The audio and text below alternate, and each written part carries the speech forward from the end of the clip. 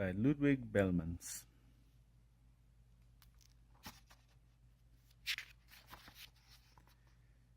In an old house in Paris that was covered with vines lived 12 little girls in 2 straight lines. In 2 straight lines they broke their bread and brushed their teeth and went to bed.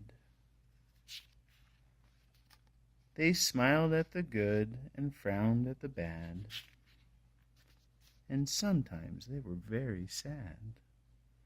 They left the house at 9:30 in 2 straight lines. In rain or shine, the smallest one was Madeline. She was not afraid of mice. She loved winter snow and ice. To the tiger in the zoo, Madeline just said, "Pooh-pooh." And nobody knew so well how to frighten Miss Clavel. In the middle of one night, Miss Clavel turned on her light and said, "Something is not right." Little Madeline sat in bed, cried and cried, her eyes were red. And soon after Dr. Cone came, he rushed out to the phone. And he dialed Denton 106. "Nurse," he said, "it's an appendix." Everybody had to cry, not a single eye was dry. Madeline was in his arm, in a blanket safe and warm. In a car with a red light, they drove out into the night. Madeline woke up 2 hours later in a room with flowers. Madeline soon ate and drank.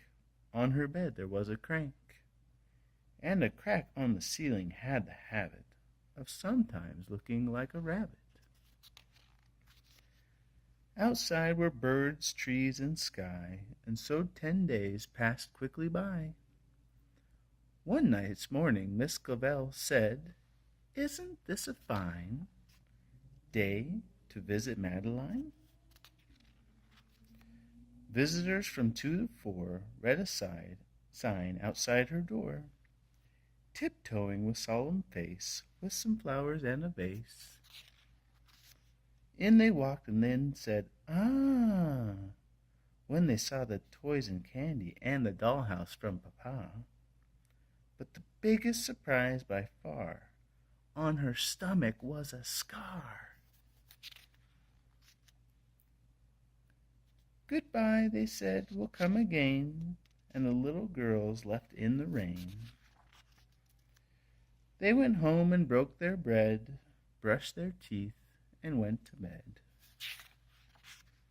In the middle of the night, Miss Clavel turned on the light and said, "Something is not right," and afraid of a disaster, Miss Clavel ran fast and faster.